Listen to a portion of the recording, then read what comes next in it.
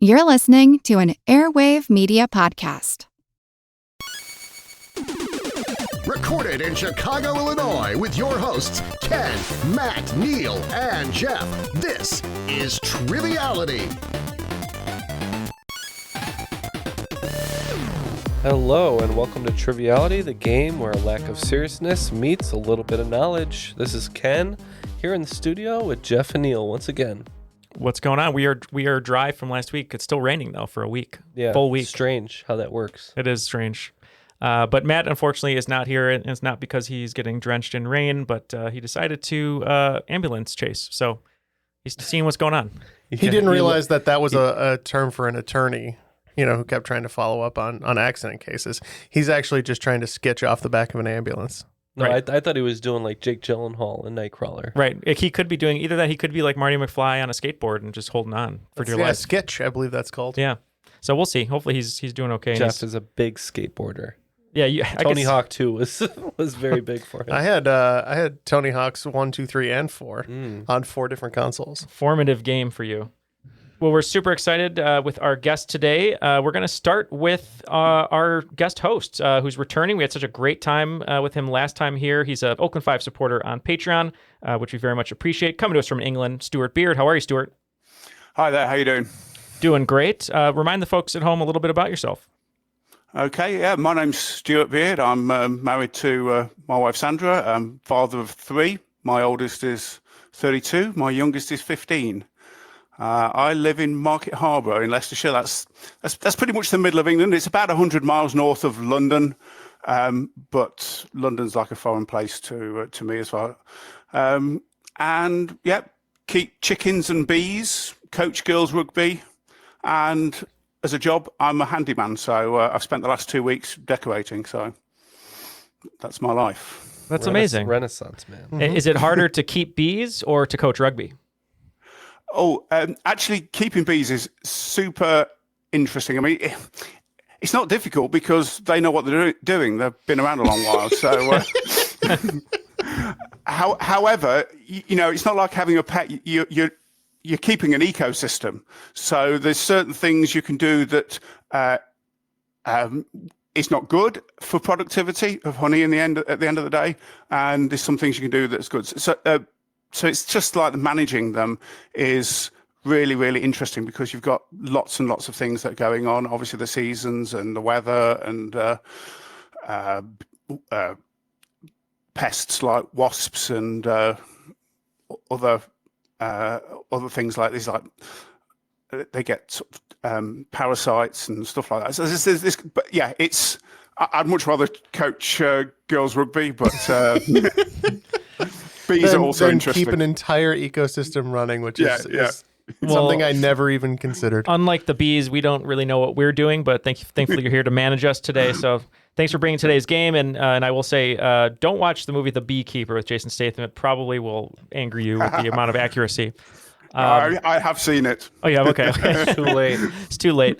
Well, thank you for being here. And we have a very special guest player with us today. You know her as one of our podcast sisters from Misinformation Podcasts, and also a co-host of a new podcast that I'm a little familiar with, and that is Lauren, coming to us from sunny Rochester. How are you, Lauren?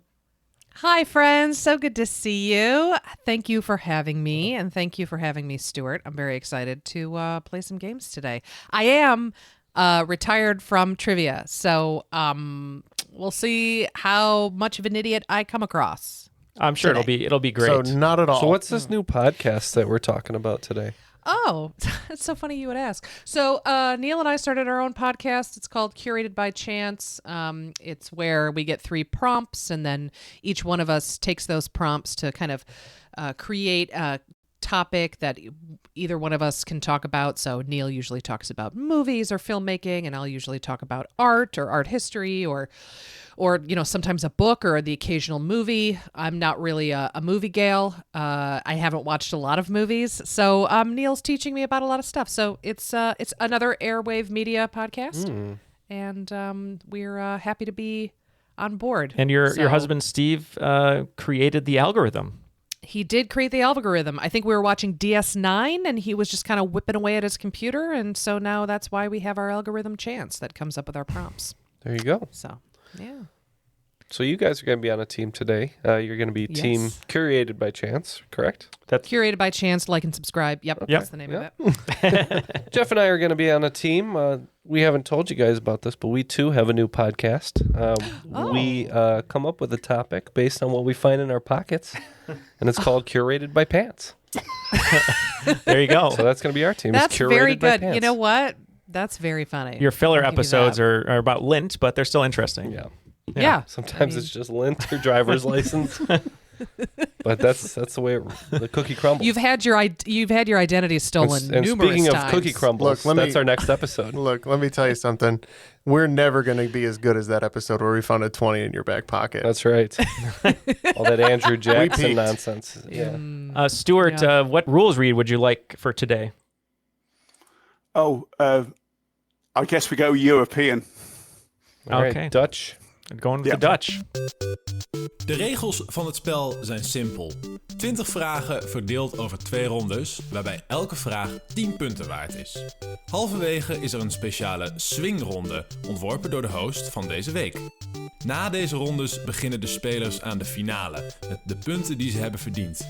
En hebben ze de mogelijkheid om 0 tot 30 punten in te zetten op 5 gecategoriseerde vragen. Aan het eind van het spel wordt iemand benoemd tot the cream of the crop. The cream of the crop. Nobody does it better. We have to have you do it, Stuart. We'll have to have you record it at some point, so we have a British one. Yeah, okay. I'm not sure mine is a quintessential British accent, but there you go. All right, let's get to the game. Stuart, go ahead and take it away, and we'll play your game. Cool. Okay. So round 1 is called It's Sports Gym, but Not As We Know It. Question 1. The baseball ground is the original ground of a football team that plays in which English city? The city, or rather its dukedom, names several horse races worldwide and sporting rivalries. All right, we're going to lock in. This is outside of our purview, but, curated by chance, right? Curated by Chance. So, Lauren, if you're okay with it, we both watch a lot of British TV and read a lot of British stuff. We do. So it's kind of, stuck with me, some of these things. I'm pretty sure this is Derby, England. Are you okay with that? Yeah, I'm perfectly fine with that. Now Yeah, I Stuart, understand. I wanted to extend that I'm very familiar with your culture because of your incredible television. So I'm a big fan. I'm a big fan of anything you all can produce. Highbrow, lowbrow, middlebrow. I'll consume it. I love that shit. As long as it's brow. Thank you. Yeah, just any sort of brow. Speaking of lowbrow, Jeff, I said out of our purview, not out of our purview. Thank you for correcting that. We just said Belmont. Derby sounds like a great answer, though. So, Yeah. I'm not sure I'm going to accept. I will accept Derby. Okay. Derby? Because it's Derby. Yeah. Okay. Thank you. Darby, yes. I should have said that. I should then have known spell it. it right, Stuart. Spell it with the A God gave it. Where do you think you got it from? Yes. The Duke of Derbyshire basically names those horse races and the sporting rivalries. And interesting. So Derby's my hometown, and the football stadium was called the baseball ground, where they played baseball there from 1890. And my wife lived on a street adjacent to that ground. And when they were playing football there, her family would take in bicycles for twopence a time to earn a little bit of extra cash. Oh, it's very smart. Now, you said that was in Derbyshire, correct? Derbyshire. Yeah, if you said Derbyshire, you get it wrong both ways. But yeah, Derbyshire. Okay, question 2. There's a little theme between these two. A great stately home in Derbyshire, Chatsworth House, employed a gardener called Joseph Paxton, who, after designing greenhouses for the stately home, went on to design which building for the 1851 Great Exhibition in London. It shares its name with a football club whose ground and sporting colours were used in Ted Lasso. We know this one. We will lock it in. So of the two of us, Jeff, I believe you've seen about 30 more episodes of Ted Lasso than I have. I've seen all of them, so yes, that sounds about right. What colors do they sport? And Blue and where do they gold. play? Blue and gold. Their team is AFC Richmond, but that's blue and it's gold. a fictional team. So what real team is blue and gold? Should we tap? Manchester, they're red. They're red, yeah. I know, but what do you want me to do? Arsenal has red. Red. Leicester City's blue and white, I want to say. Liverpool. Sure. Okay, so my guess and Neal's guess is Crystal Palace. That is correct. Yes. Sounds unfamiliar. Well, Crystal Palace. So the gardener was designed greenhouses, and he designed this building for the Great Exhibition. Then it was copied by New York in 1853 because they also had a Crystal Palace. Okay, question 3. In cricket, although not necessarily for the purist, the Indian Premier League is probably the most lucrative and watched version of the sport. The team from Gujarat is the only one that shares its nickname with an NFL team. In Greek mythology, Cronus and Rhea are examples. Just for clarity, I'm excluding giants since the team from Lucknow are the super giants. We think we have a good in on this one. We're going to lock in. Yeah, we're gonna lock I in. was just about to write giants. Kronos and He's a Titan. Titans. Correct. What about you guys? We also put Titans. We said Titans, We also yep. have Titans. Yeah, Titans, yes. Yeah. If you didn't know, but cricket is played in 3 different formats largely. One takes 5 days, one takes 1 day, and the other one is a few hours. And That's too long. What, the few hours? All of them. I'm interested in if they bring like T20 to the Olympics. I think they're going to, aren't they? Yeah. I Planning didn't to. know if they were going to bring test cricket. Yeah. I mean, they could, but then the Olympics would be 8 weeks, so. Yeah. Exactly. Test match cricket it can be one of the most boring sports in the world, but it can also be one of the best. Okay, question 4. Netball is the most popular women's team sport in the UK. Players wear bibs to denote their position, such as C for centre. The only 2 players who can score wear a bib bearing the letters GA and GS. Can you name either of those positions? All right, Jeff and I are on the same wavelength, although this is admittedly the first time we're hearing about this sport and bibs. I think that means like the jersey. I wear a bib with a lobster on it when I play. I don't know what that means, but we're locked in. Okay, so Lauren, Ooh, yeah. Okay. I know that this is a most popular, sport, as Stuart said, in the UK. But in Australia, the Collingwood Magpies, my club, they have their own netball team, women's netball team. Of course they do. So I've seen a few games of this, and I think I know both. But I think just to be safe, I think GS is goal shooter. It's just very simple. All right, we're going to go with the other one, and we're going to say goal assist. Ooh, only one team getting points here. GA is goal attack, and GS is goal shooter. So at first glance, netball is largely like basketball, but you're not allowed to travel with the ball. You can't bounce it, and players are only allowed in certain areas of the pitch. So the goal shooter is only allowed in the shooting circle and not allowed out of it. Okay, question 5. If you were to play a round of golf on a standard 18-hole par 72 course and you scored a birdie on each hole, what would your score be in Roman numerals? We are going to lock in over here. All right, so we took the 72, subtracted -1 shot per hole, so that's -18. That brings us to 54, and that's live, L-I-V. Yeah, we said the same. I got the 54 after some bad math, and Lauren said LIV, so that's what we locked in with. That is correct. LIV is the obviously the alternative tour, and that name is not accidental. I mean, it comes from 54. That's because they play 3 rounds of 18 holes. So that's where they get the 54 from. Instead of 4 rounds. Like Yes. in the PGA. Got it. PGA, yeah.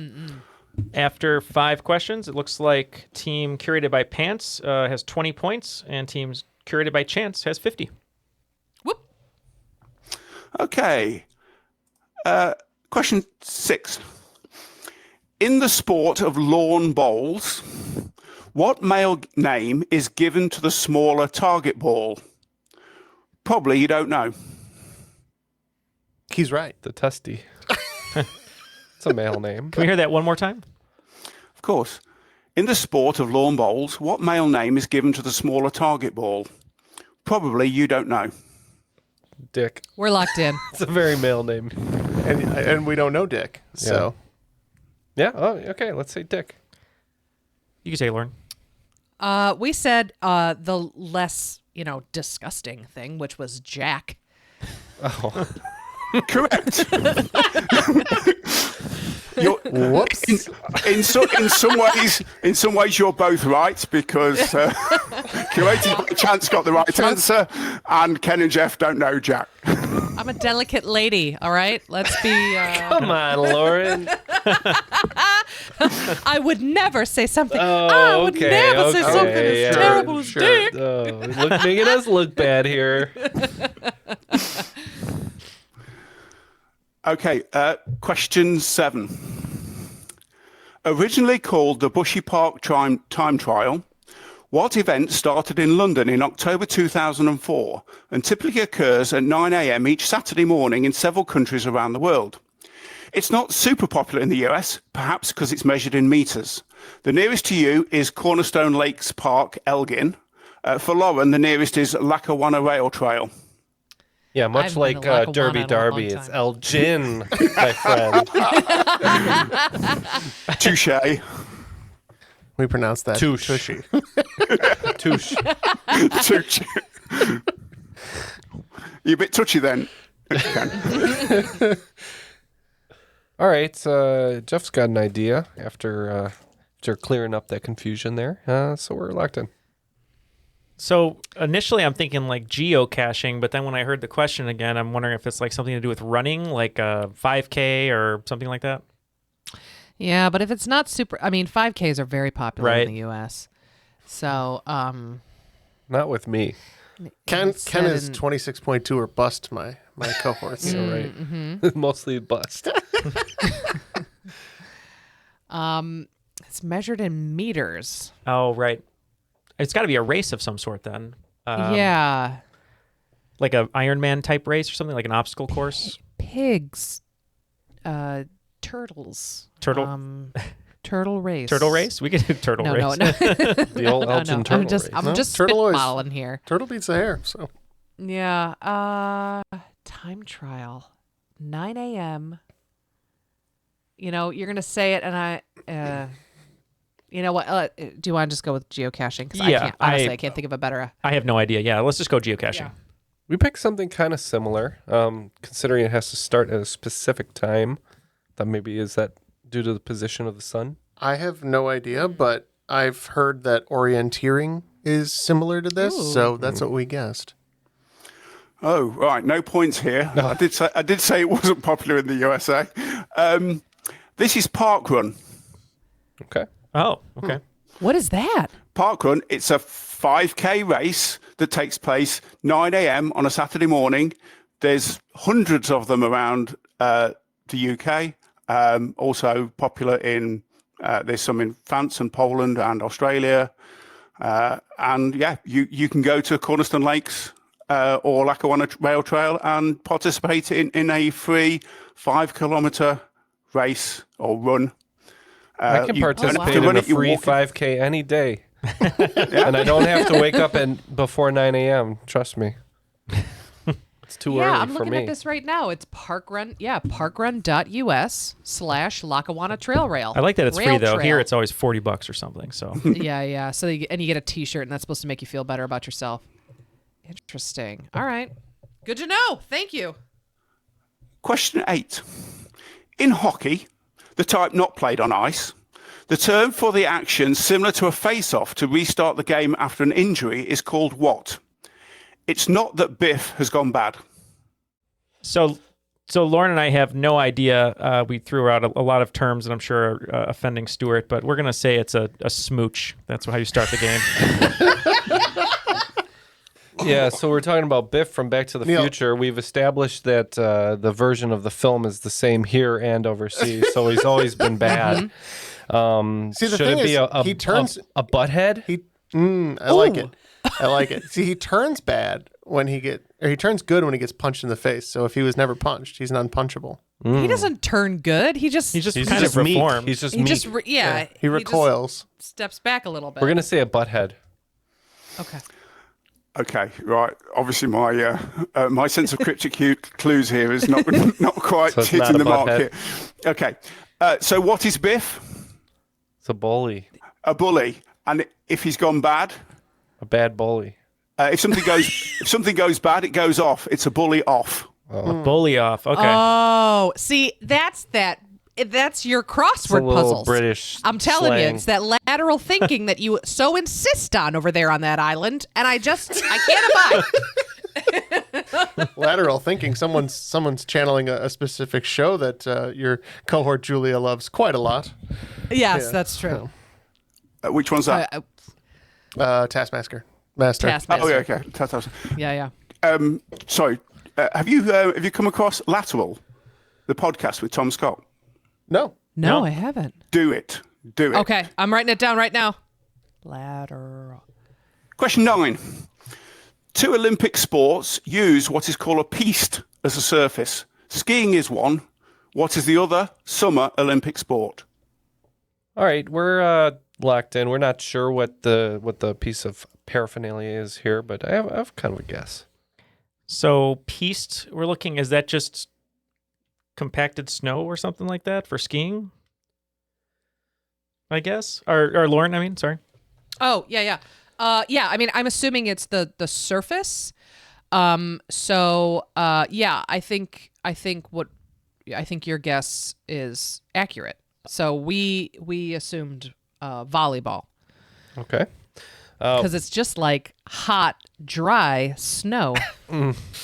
We're saying that maybe the piste is the little ramp thing that they launch off of. So we're guessing maybe it's kayak. Okay, no points here. Again, I'm sorry. Sorry. So this is a sport that uses an awful lot of French terms in it, and this has been in every single Olympics. It's fencing. Ah, okay. So what is the piste? It's the surface that you're on. That's the track. Okay. Oh, okay. Okay. The piste de resistance. It's So we were on the right track, Neal. We just Wrong sport. we were thinking texture. We weren't thinking Right. surface. You know what I mean? our score Sorry, we'll going get up it- we'll is get it in the a next. little bit of resistance. Yeah, you're not going to be wagering 30s all the way through, I tell you. Doesn't matter. question- Having fun. Question 10. Learning things. Every day's a school day. Okay. Question 10. Also making tyres for space shuttles, aircraft, and heavy plant equipment, as well as bicycles, which company with a mascot called Bibendum provides all the tyres for MotoGP World Championship? We're locked in. Yeah. Okay, Lauren, I think you know this one, right? You're a big fan of Bibendum. I'm a big fan. I got a tattoo. I got the fat head in my room. I'm a big fan of this guy. He's so lovable. I'm pretty sure it's Michelin. To use a European term, it's Michelin. Michelin, you mean? Yeah. They were also the, I believe, exclusive supplier for the tires that went on the Bugatti range of vehicles. And we too Okay. said Now you're just being an idiot with the Bugatti. Okay, that's not how you pronounce that. All right, Bugatti? I know that and you know that. no. Jeff's just having a little indigestion. We too said fellow French company Michelin. Yes, and we both. Is that the first time both of you have got the answer right? It's Michelin, yes. No, I think we both got Titans. They're And also Yeah, we both got Titans. True. Yeah, actually the only ones that we got right. They also got right. So one of my favorite little trivia nuggets when people ask, because when they find out you do a trivia podcast, they're always like, tell me a trivia thing, and that's the Michelin stars system comes from the Michelin Tire Company as a way to Yeah. Right. Babendum goes to the restaurant. He drops a fork and makes sure that the food is prepared correctly. and about 4K. And Yeah. And I used to work in a tyre factory. Not a Michelin one, though, but I worked in a Pirelli tyre factory. Pirelli, the exclusive supplier of Formula One. Yes. After the first Wow. round, it looks like team Curated by Pants with 30 points. Forgot our team. And team Curated by Chance with 70. So still fairly close. shut up. Lauren, you were giving me the look of someone who previously doubted my tire knowledge, and now there's a look of incredulity. No, I'm just trying to suppress my intense attraction to you. Finding out how much you know about tires. So That's a new sentence. yeah. And before we get to the swing round, once again, just want to thank all of our Patreon supporters out there. But guess what? They're not hearing this ad because they're already supporting us, and all of our episodes on Patreon are ad free. So you could get that privilege for just $1 a month.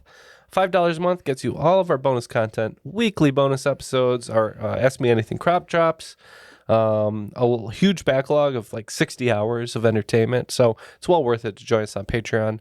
And lastly, we do depend on the Patreon supporters to continue this show, to bring you more content. And the more the Patreon goes up, the more the content goes up. So please do think about supporting us on Patreon if you do not yet. Now on to the swing round. Stuart, what do we have? So the swing round's called What's in a Name? What I'm going to do is give you some clues to the etymology of a car manufacturer or brand. So, 1. This European marque's name comes from the Latin verb meaning I roll and reflects the company's parent who produced ball bearings. Another Latin-related car name is this company that is a Latin translation of the surname of its founder, August Hoch. Number 3. In 1902, Austrian automobile entrepreneur Emil Jelinek helped sell this German company's early cars and registered the trademark after his daughter's name.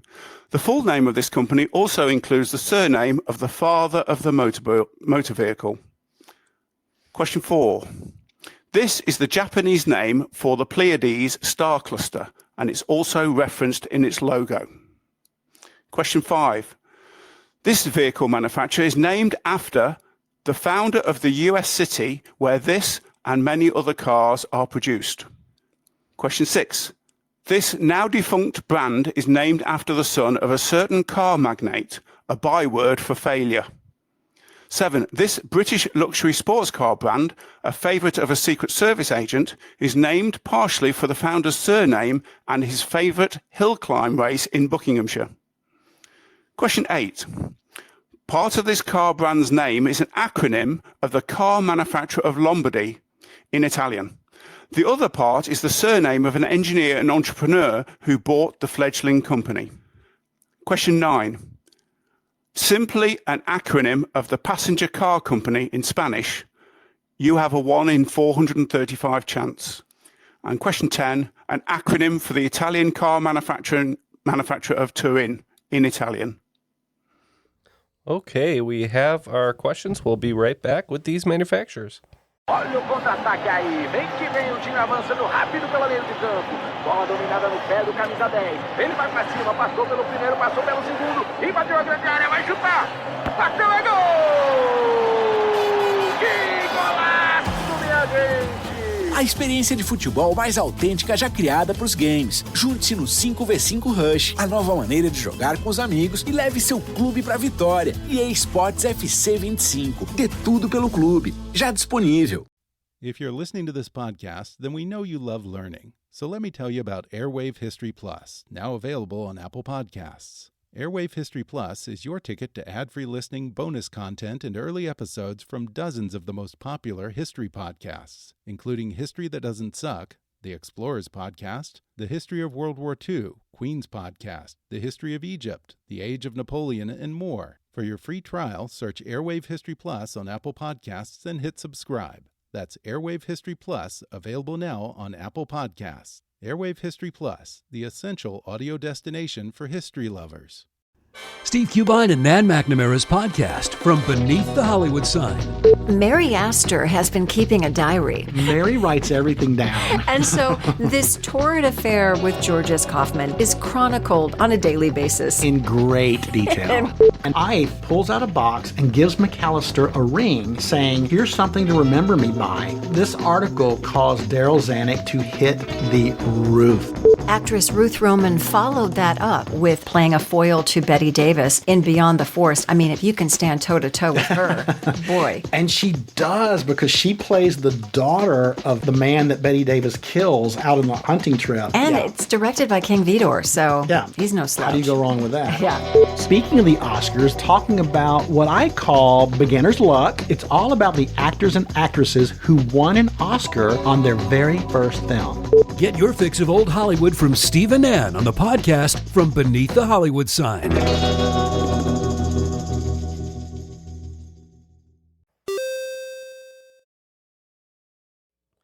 All right, Stuart, all the answers are locked in. Let's get those clues one more time. We'll give our answers. Okay, question 1. This European mark's name comes from the Latin verb meaning I roll and reflects on the company's parent who produced bull bearings. We think this is Volvo. We also think this is Volvo. Yep, that is correct, yes. Whoop, whoop.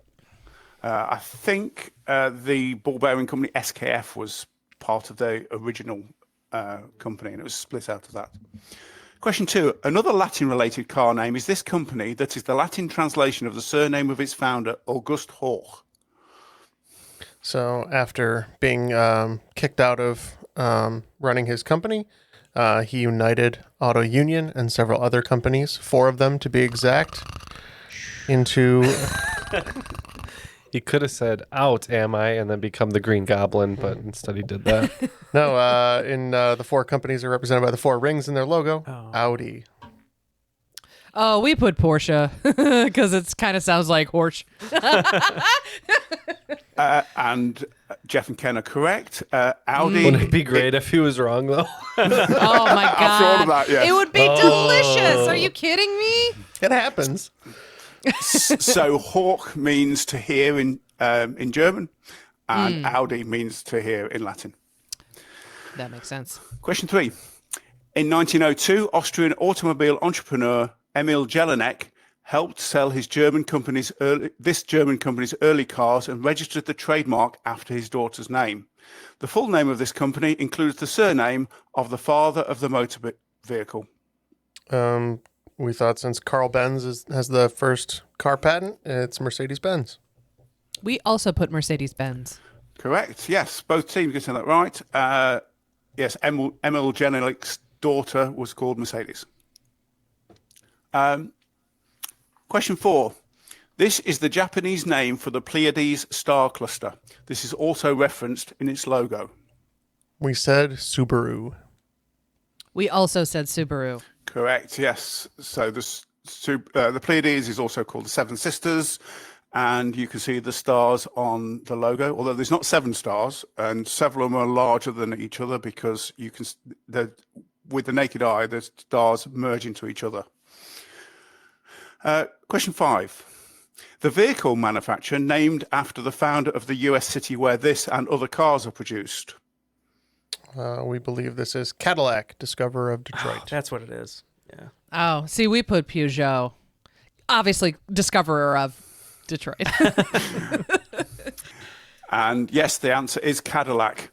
Antoine Laumet de Moth adopted the title of Cadillac after a commune in southwestern France near where he lived, but he just adopted it. He didn't have that title, he just took it. And after adopting the title of Cadillac, he moved to the south of Florida. Question 6. This now defunct brand is named after the son of a certain car magnate, a byword for failure. We don't know, so we named a defunct British car company that was known for crappy cars. We said Morris. We put Edsel. And the answer is Edsel. Whoop, whoop. Yeah. That was all me, baby. Nice. Yes. I know cars. I forgot about Ford versus Ferrari. Mm-hmm. Question 7. This British luxury sports car brand, a favourite of a Secret Service agent, is named partially for the founder's surname and his favourite hill climb race in Buckinghamshire. Ken, you told me, don't worry, I have this one. So what did we put? Ferrari. No, I'm just kidding. Aston Martin. Did I give you a heart attack? No, I knew you were kidding. Wow, that was a great exchange. We also put Aston Martin. Yeah, both teams getting this correct. Yes, Aston Martin. Tony Martin was the guy who set up the company, and the Aston Hill Climb was his favourite race. Okay, question 8. Part of this car brand's name is an acronym of the car manufacturer of Lombardy in Italian. The other part is the surname of an engineer and entrepreneur who bought the fledgling company. We guessed Lamborghini. We don't know. We guessed Alfa Romeo. And the correct answer is Alfa Romeo. Woo-hoo. Alfa stands for Anonima Lombarda Fabbrica Automobili, and it was bought by Nicolai Romeo. Question 9. Simply the acronym of the Spanish passenger car company. In Spanish, you have a 1 in 435 chance. I'm not sure what that's in reference to, but I only know one Spanish car company, so we said Seat. We also put Seat. That is Seat. Yes, Sociedad Española de Automóviles de Turismo. Seat. And the 1 in 435 is referring to what? The different iterations of SEA and T? Nope. I don't know. Yeah, no idea. The number of seats in the House of Representatives. Oh, man, he just schooled us. He just schooled us on American history. I don't know what to expect in this game. You know what? You can have us back. We don't want. We don't want to be the colonies anymore. We don't deserve independence. So you can have us back. Lauren's official stance is less freedom. Got it. Yes. Hey, they got universal health care, man. I'll take it. You know? Anti-freedom. You can put that in the show notes if you want. You're not a patriot. No. Take me away, England. Take me. And question 10. An acronym for the Italian car manufacturer of Turin in Italian. And we think this is Fiat. We also think this is Fiat. And this is Fiat. I probably won't butcher another Italian phrase. Both teams picking up 40 points. I was going to say, you guys were so afraid that you were going to do poorly, and we came out of it the same. Some good guesses here. So both teams for sure. picked up 40 points. The Curated by Pants team is going to be at 70, and Curated by Chance is going to be at 110. It's back within reach. As long as this next round is all in my wheelhouse. And the next category is American football. The band. Not the next band. category is art history. It's all about American soccer teams. American women's soccer teams. Yeah, there you go. Now for 10 questions about American Midwest emo. Okay, look, I'm going to give you the first 3 questions are all American. All American. Okay, round 2. George Washington. Cholesterol. Burgers. Corn syrup. Yes. Okay, round 2. No one told me there had to be a theme. Question 1. You're going to die in 5 minutes. Which man has been inducted into the Ice Hockey Hall of Fame, the US Figure Skating Hall of Fame, and the US Speed Skating Hall of Fame? All right, we're going to lock in with a hockey player. I mean, that's something. Okay, well, we got to do speed skating, hockey, and figure skating. Yeah. You're going to die in 5 minutes. Yeah. Maybe this has to do with the movie Sudden Death. Okay. So could it be Jean-Claude Van Damme? Ooh. Who takes the ice in Sudden Death for the Penguins to clinch the Stanley Cup final against the Blackhawks? Let's go Jean-Claude Van Damme. I love it. We had no idea. We just figured, Gordie Howe, Mr. Hockey, maybe he had so many awards. Who knows? Maybe he went and speed skated. So that's what we said. Okay. Is there a record for the number of wrong answers in this? We're not there yet. No. We're not even close to that. Wow. Okay. No, Ken, you're not even close. Okay. You're going to die in 5 minutes is a quote from Deadpool. The man inducted into the Ice Hockey Hall of Fame, US Figure Skating Hall of Fame, and the Speed Skating Hall of Fame is Frank Zamboni. Oh, the Zamboni. Oh, Zamboni. Bless him. Yeah, there's a clip where Deadpool's on a Zamboni machine and he's got a injured bad guy in front of him and he runs him over eventually. Very slowly. Yeah. I see. Okay, question 2. Movie I haven't seen. The 1919 transcontinental motor convoy left Washington, D.C. for San Francisco, a journey of 3,251 miles, and it took 62 days. Which lieutenant colonel of the Tank Corps went along as an observer? All right, we're locked in. Okay, so they're locked in. You said 1919? So the Tank Corps... I'm thinking of World War II, though, unless it was when he was really young. But like Patton was a Tank Corps lieutenant, right? Or at least general or something like that for the tanks. You know what? You're asking the wrong gal. I'm gonna. I don't know anything about tanks. I'm thinking like MacArthur maybe had the African theater or whatever they call it. Dukakis? Yeah, Dukakis was a tank lieutenant that tanked his own career. MacArthur I'm thinking of, but I don't think he was primarily tanked. But I think Patton was a tank. From the movie, that's all I'm pulling it from. Is George C. Scott was in a lot of tanks. Yeah, sure. He loved to show them guns off. Yeah. Patton, known for being a grumpy old man in World War II and being a tank commander and respected general. Fourth of all, and we think maybe as a young man he did this in 1919. So Patton. Both teams getting this wrong. Twist. There's a twist. Okay. This Lieutenant Colonel of the Tank Corps clearly was influenced in his later life to see how long it took to get across the United States. So he set up the interstate system. Eisenhower. Dwight D. Eisenhower. Oh, okay. That was my second guess. I didn't. No, it wasn't. Get out of here. No, he was the one in You charge of didn't the know North either. African campaign. That I thought it was Lieutenant Colonel Amtrak for a second. 14 years later, Irwin Baker drove across the country in 53 and a half hours. His nickname being Cannonball. Cannonball Run. Yeah. Okay. Okay. Question 3. Let's see how we do with this. Indoor Club. Coors Stadium, the home of the Colorado Rockies, has the largest outfield in Major League Baseball. Whilst most of the seats are dark green, what is the symbolism of the 20th row in the upper deck that are purple? Okay, so I don't watch too much baseball anymore. I know people who are big baseball fans and stuff, but the Rockies, I'm just trying to think what significance that row would have. They do play, they always say that the home runs are better there or easier there because of the altitude. That it's easier to hit a home run there because the ball sails better or whatever the science is. Is it something to do with like something with that? I don't know. Their color is purple. Yeah, that's right. They're like black and purple, yeah, and silver or something. Mm-hmm. It's actually in memoriam to the film The Color Purple. Oh wow. The baseball my team.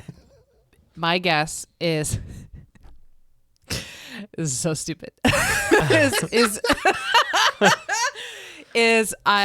so here's a little lateral thinking for you, Stuart. Okay, Stuart. So I'm Stuart. Stuart is I'm so sorry, Stuart. Is Colorado, Rockies, mining, amethyst.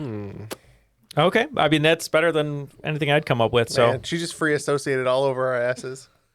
Let's go with amethyst. Why not? I'm tripping right now. All right, Jeff, tell him the basic answer.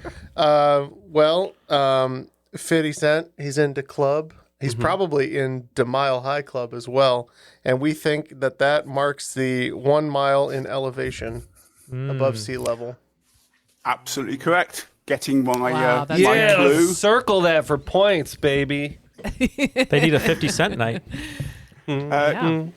I think, if I'm not wrong, prior to being at the Core Stadium, they were at the Mile High Stadium, weren't they? Yeah, Could that's right. very well be. Okay. I still think my lateral amethyst thing, had legs. LT, look, Lauren, you're smarter than all of us. We get it. Just No, to remind that's not you, true at one of all. my answers in round 1 was butthead, and another was dick. So it's fine. All right. No, you know what? We're all on the same level playing field. It's totally okay. Okay. Right, we're on a roll now. Question 4. What assertion does the Oxford Encyclopedia of Underwater Life make in its opening paragraph that names a well-known trivia-adjacent podcast, BBC podcast? All right, so the other team's locked in.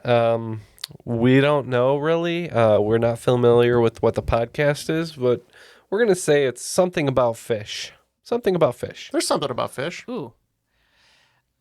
So I'm going to name the only BBC podcast that came to my mind, which of course is Desert Island Discs. So our answer, after much thought and consideration, is Desert Island Discs. Okay. I'm going to give partial marks to Ken and Jeff. This is there's no such thing as a fish. Oh, okay. I have heard of that. It's a very, very popular BBC podcast. Comes from the people who make QI on TV. Okay. Oh, okay. Now, when you say partial marks, how partial are we talking? like 2 points? 1 millimeter. 2 I'll points. take 2 points. That's 2 points. Hey, you gotta you take know it. what? I'll take it. We're scraping for these points. In fact, thinking about it, there's really no such thing as human either. Species, as it turns out, is not a thing that biologists really talk about. Telling anymore. yourself there's no such thing as human is not a good way to, not talk about your cannibalism. He's justifying his serial killing. Yes. Yeah. Don't look at me like that. Hungry. Always hungry. I downgraded you from cannibal to serial killer, so I did you a favor. Poor kid on Mr. those Hammer. Question 5. World Book Day is typically observed on the 23rd of April, but not in the UK because it clashes with St. George's Day. The original date was chosen by UNESCO to honour the death of which 2 writers? One from Stratford, England, and the other from Cordoba, Spain, but more closely linked to La Mancha. We are locked in. So the English writer that we're talking about, Stratford-upon-Avon, that's Shakespeare. Okay. Billy Shakes. Willem Shakes. Okay. And then we're looking for The person who wrote Don what's Quixote. considered the very first novel, Don Quixote. So after quite a bit of thought, I think we got it, Ken. So what do we have? We're going to lock in with Cervantes. And Billy Shakes. And William Shakespeare. We are also going to go with William Shakespeare and Miguel de Cervantes. Perfect. Yes.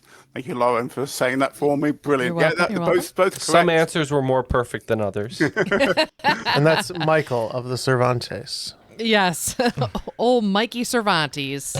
I don't know how this goes in the US, but over here on World Book Day, there's like, oh, let's dress the kids up, and they're all dressing the kids up as various things. I'm thinking, but it's not bloody World Book Day because no one else is celebrating. It's only here that we're celebrating on March the 6th or whatever day we choose. Well, I always spend my book day like Edgar Allan Poe, drunk and rabid in a gutter. So.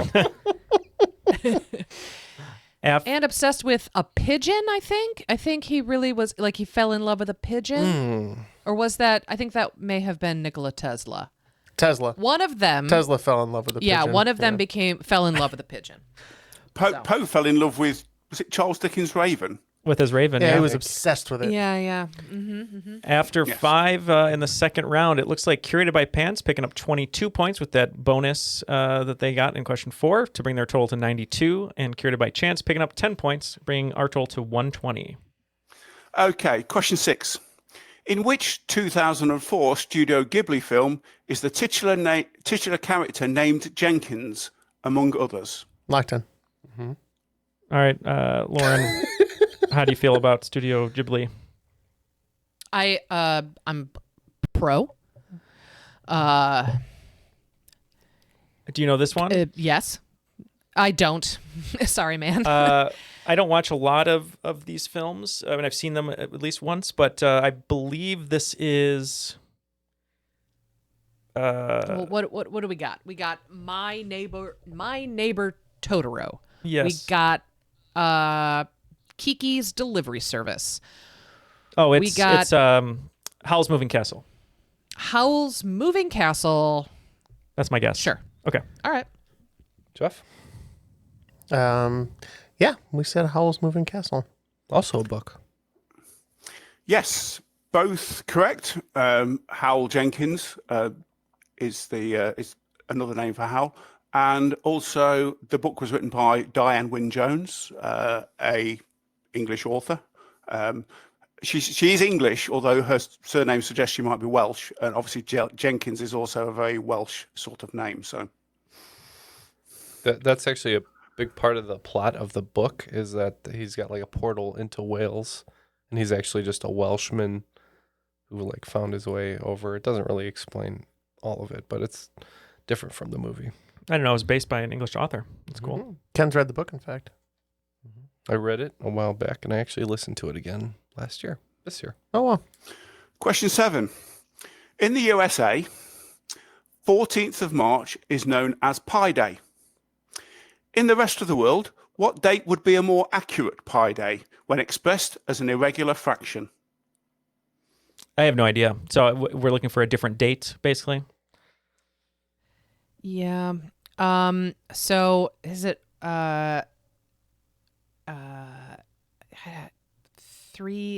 3 divided by 1 for nope. January 4th? I don't. Ooh.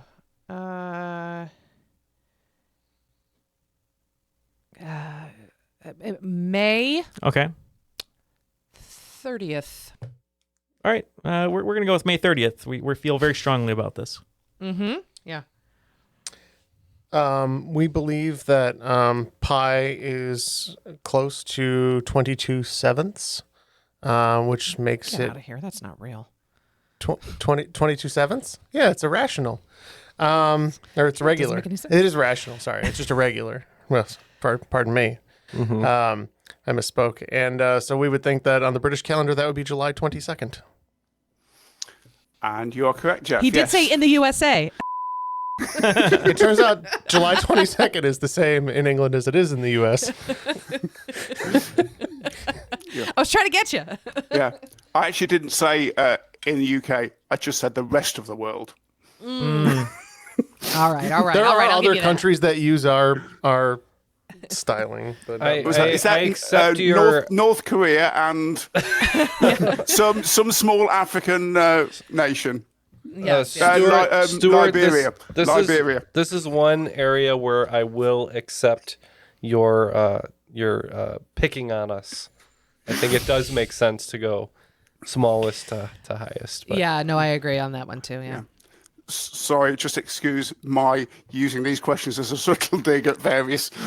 I will accept here. This is just. But I will let you know when I don't accept. I'm sorry, Stuart. If meters are so great, how come you have miles an hour on your highways? Yeah, true. History, mate. History. Yeah. Question 8. In what city, the capital of the Northwest Territories, is the only major Canadian airport in the national airport system to have a name that starts with the same letter as its IATA code? It's the birthplace of Margot Kidder. Something with a color in it, and that's all I got for you. It's like if it's got a color, like Bluebeard or something, or no. If it's got a color, that's Yellowknife. Yellowknife. Yes. Yep. All right, we're going with Yellowknife. They're right. It's Yellowknife. But that's not what we. Hang on, Jeff. I get to say that. But we said Yukon, knowing which that I forgot is the territory airports next door. Yeah. Yes. Thank you for that, because I was about to text you, Neal, that I was like, it starts with a Y, I can't remember, and then, see, that's Googling each other. And the correct answer is Yellowknife. All Canadian airport codes begin with the letter Y. And I just thought it was curious that Yellowknife was the only one that began with a Y as well. The reason why they begin with a Y is because the Y signifies the presence of a weather station.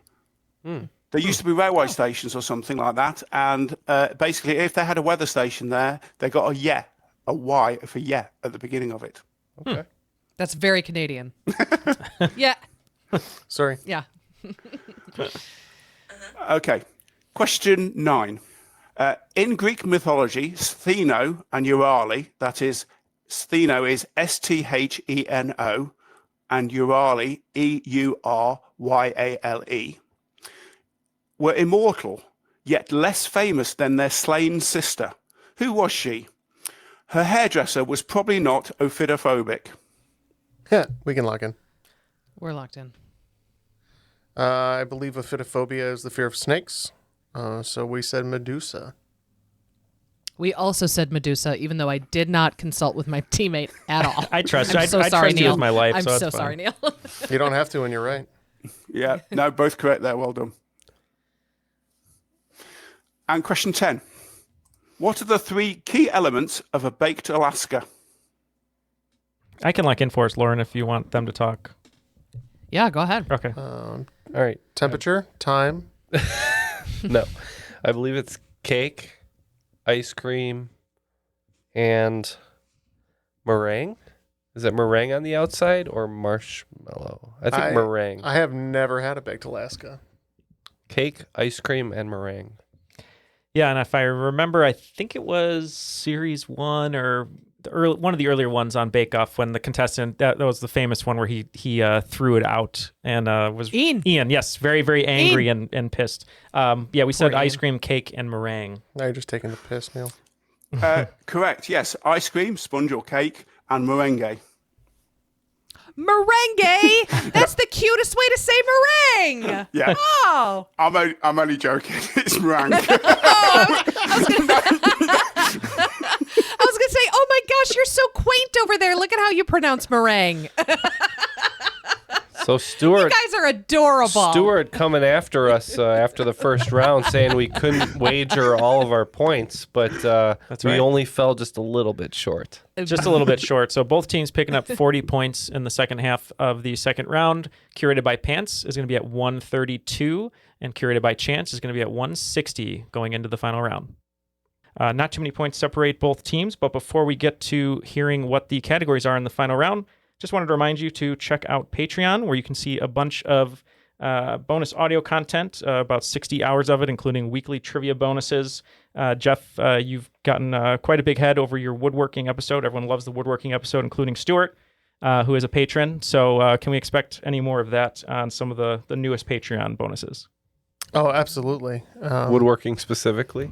Sure, if that's what the fans want. So more woodworking, more insurance, more AARP. Stop making it sound so attractive. But yeah, if you want to check out all of those bonus episodes, you can go to patreon.com/trivialitypodcast. And for as little as $1 a month, get rid of all these ads just like this one. All right, Stuart, what are our categories for the final round? So the final categories for the final round are food, world records, knitwear, game shows, and cities. All the wagers are now locked in. We did 25s all the way down. How about you guys? We're a little bit different. We did 30s on all of them except for world records and cities. We went 15. Okay. Okay. Question 1. Introduced into Britain in Roman times, what staple ingredient in Mediterranean cooking fell out of favour to such an extent that culinary experts such as Elizabeth David in the 50s and Delia Smith in the 70s suggested people go to the chemists to buy it? It had been stocked in pharmacies as an aid to removing earwax. Question 2. On the 11th of August 2022, Ryder Schiffman and Michael Kocher set the world record for the largest packaged food mosaic at 275.18 meters squared. That's 2,962 square feet in Chicago. A total of 4,932 cereal boxes, exactly half Rice Krispies and half Corn Pops, both supplied by Kellogg's, were used. What specifically did they create? Question 3. 170 years ago, the Crimean War began between Britain, France, and the Ottoman Empire against Russia. One result of this war was the naming of 2 different items of knitted attire used to help keep out the cold. One, a piece of headwear, is named for a battle, and the other has buttons and is named for a British officer at that battle. Name both. Question 4. What popular US TV show is known in Azerbaijan as simply 61, followed by a punctuation mark? Question 5. A statue in the port town of New Haven in the UK celebrates what man who worked in the kitchens of a ferry that crossed the English Channel to France?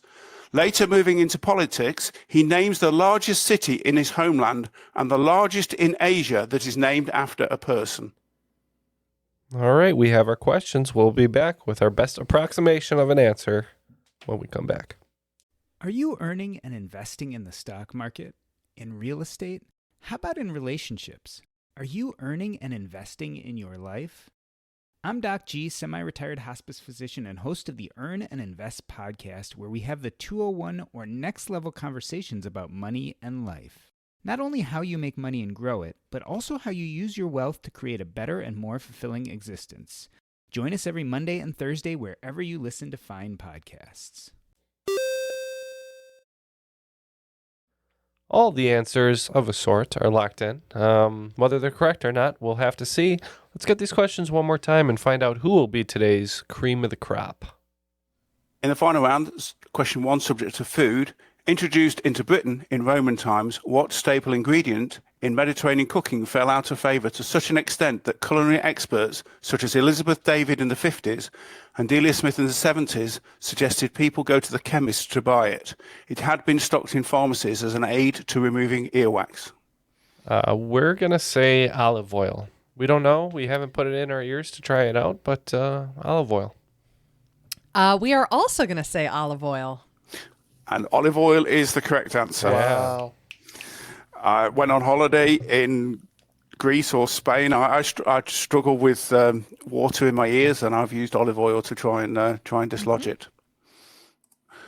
Question 2.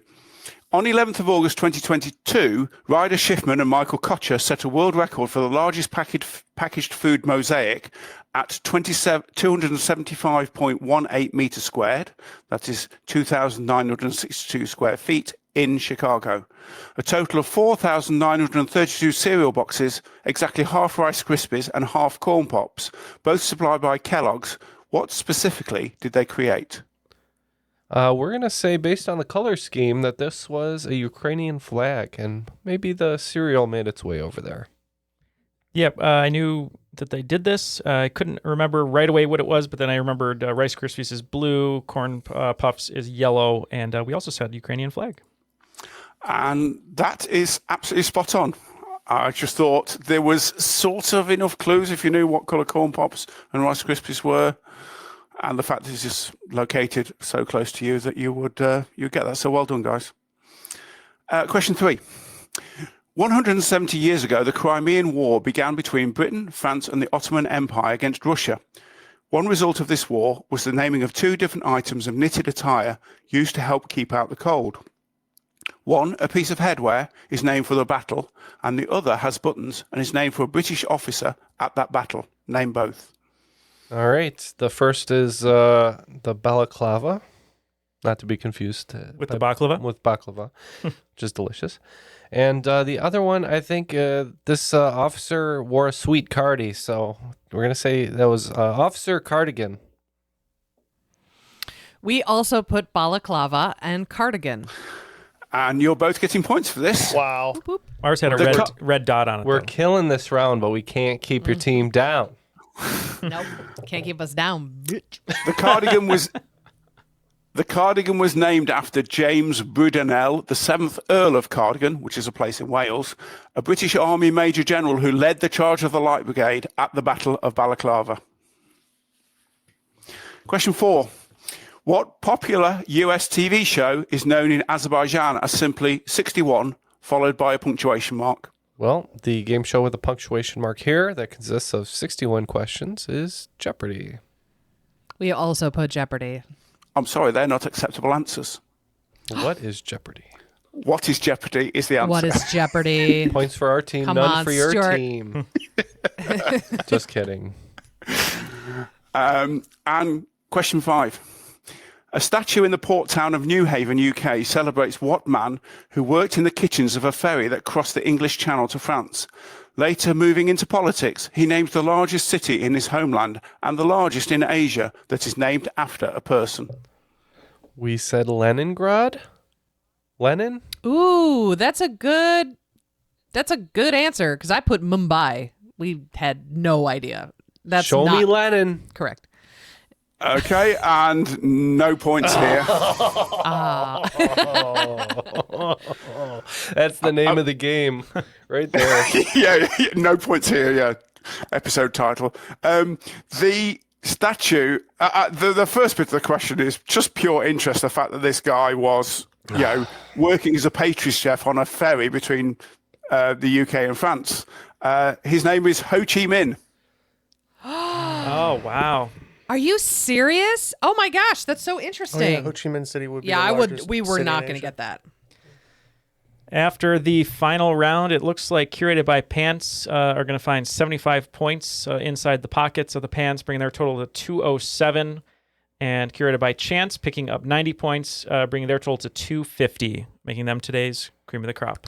On balance, off balance, doesn't matter. I'm better than you are. Yeah. Well done. We almost fought. We went all 12 rounds there, Jeff. It was close at the end.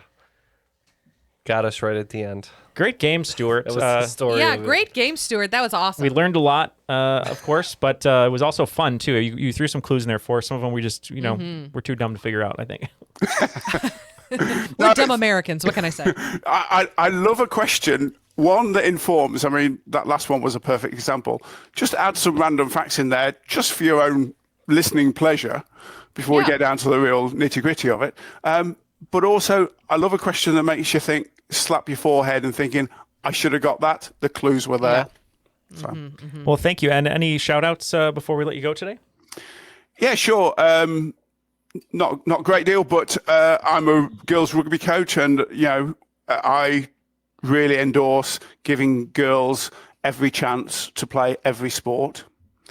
And I'd just like to thank on the Discord Louis, Turb, Christine, and Sid for playtesting this for me. I mean, they said the parkrun question was going to be tough, and so it proved. Well, yeah, thank you to all our playtesters for sure. And Lauren, any shout-outs from you before I let you go? I don't think I got anything. No, I'm kidding. Ha.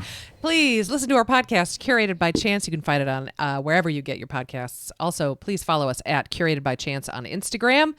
That's where we post all of the images from our episodes. I think it's a pretty good podcast. Jeff would agree. Endorsed by Jeff. We have that stamp right on our, thumbs up. We have Sign that on of our, approval, seal of approval. Yes, Yeah. seal of approval. And when you get done listening to that, make sure you listen to mine and Jeff's new podcast, Curated by Pants. Curated by Pants. We're going to be talking about our laundry card. We're going to be talking about our loose change, lint. Yeah, and you'll be getting a letter from our lawyers car very keys. soon. Because that's a little too close to Chance.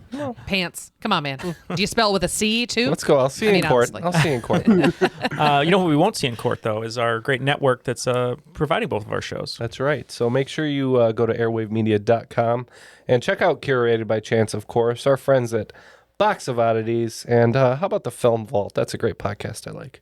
Yeah, Film Vault's great. Well, thank you so much, everyone, for listening, and thank you, Stuart, for that great game. Lauren, for coming to hang out and coming out of retirement just for a day. We appreciate it. But yeah, thank you to everyone. For Matt, who wasn't here, for Ken, Lauren, Stuart, and Jeff. My name is Neal, and we'll see you again on Triviality next week, Tuesday.